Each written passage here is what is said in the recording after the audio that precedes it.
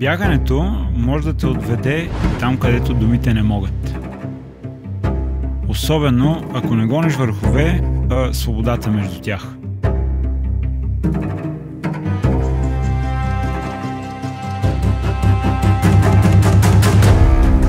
Отправям се по нов маршрут и докато бягам напред, всъщност се връщам 10 години назад. 10 години след онова бягане, за което ще нося спомена винаги със себе си, имам нова цел. Да стигна мястото, където започна всичко. От връшка чука до ком.